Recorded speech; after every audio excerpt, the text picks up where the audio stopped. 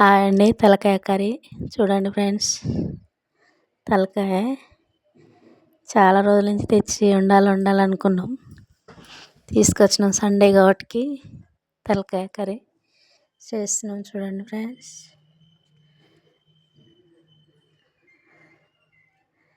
చూపిస్తున్నా చూడండి. ఫస్ట్ తినేది ఒకదాని, ఆయన తీయమంటే ఆయన తీయనంటే నేను కిచెన్లోకి వచ్చి తీసిన. చూడండి ఫ్రెండ్స్, చాలా బాగుంది.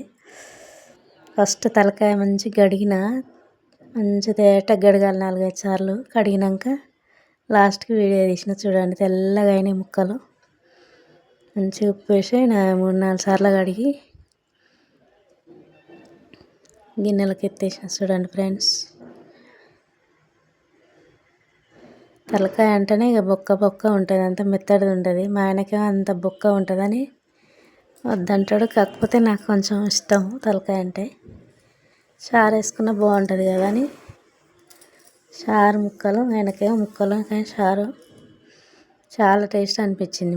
ఈసారి ఎప్పుడైనా తలకాయ కర్రీ మంచిగా ఉంటుంది. మేమైతే ఎప్పుడప్పుడు 2-3 నెలలకు ఒకసారన్నా తెచ్చుకుంటాం ఫ్రెండ్స్. చూడండి తలకాయ అయితే నీట్గా కడిగిన.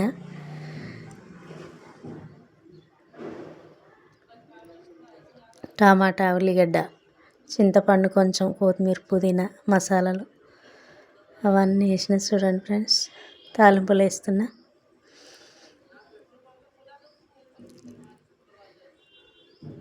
సండే రోజు తొందరగా అస్సలు పని కాదు. తొందరగా పని చేసుకొని తీసుకొచ్చి అక్కడ ఫ్రిడ్జ్లో పెట్టి నేను చర్చికి వెళ్ళేసి వచ్చినాక వండిన. మధ్యాహ్నం వచ్చినాక వండిన ఫ్రెండ్స్. పొద్దున టిఫిన్ చేసి వెళ్ళినాం చర్చికి. అది తెచ్చి అలా ఫ్రిడ్జ్లో పెట్టినాక వచ్చినాక కడిగి దాన్ని మంచిగా చేసిన. మీరు ఎలా చేసుకుంటారు కామెంట్ చేయండి ఫ్రెండ్స్. ఓకేనా? మేమైతే అట్లా చేస్తాం.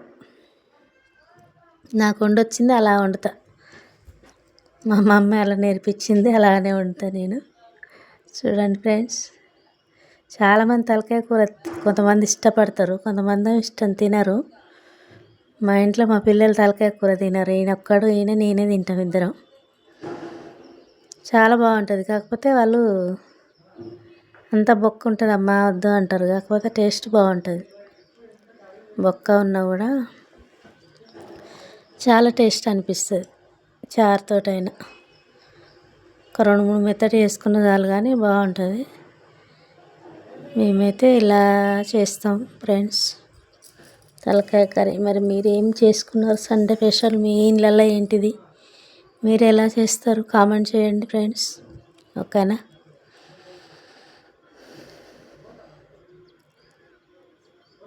మా ఆయనకి ఎప్పుడు చికెన్ అంటేనే ఇష్టం. ఆ చికెన్ కూడా ఏం చేస్తాడంటే, అది తెమ్మంటే తెచ్చిస్తాడు. దాన్ని ఫ్రై చేయాలన్నా, కూర వండాలంటే కూర వండంటాడు. నాకేమో కూరలు ఎక్కువ ఒక్కటే పూట తినబుద్ది, మళ్ళీ నైట్ పొద్దున తినాలంటే తినబుద్ది కాదు. ఆయనకేమో చికెన్ అంటే ఇష్టం. నాకు కూడా ఒకటే పూట తినబుద్ది అవుతుంది. ఊరికే 2 పూటలు తినాలంటే చికెన్ తినబుద్ది కాదు ఫ్రెండ్స్. చేపలు, మటన్ కూడా ఎక్కువ తినం మేము. బోటి, తలకాయ,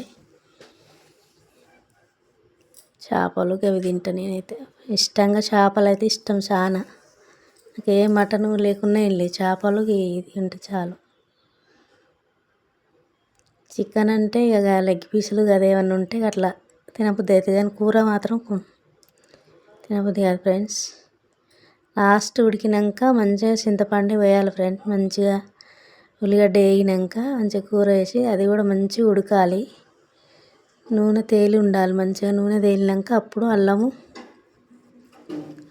వేగినాక మంచిగా నూనెలో వేగినాక కారం, ఉప్పు అవన్నీ వేస్తా. అంతా ఉడికినాక తర్వాతకి చింతపండు వేయాలి. ముక్క మంచిగా ఉడికినాక ఒక ముక్క తీసి ఉడికిందా ఉడకలేదా నీళ్ళలో వేసి చూసినాక నూనె అంతా పైకి తేలింది, ముక్క మంచిగా ఉడికింది. నూనె తేలినాక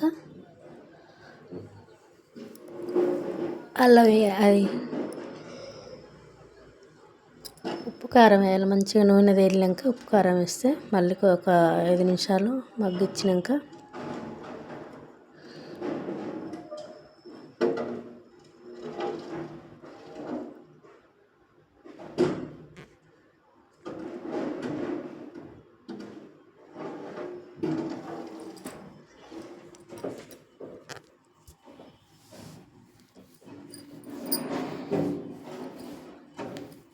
ఒక 5 నిమిషాలు మూత పెట్టి కొద్దిగా అంత కారం పట్టినాక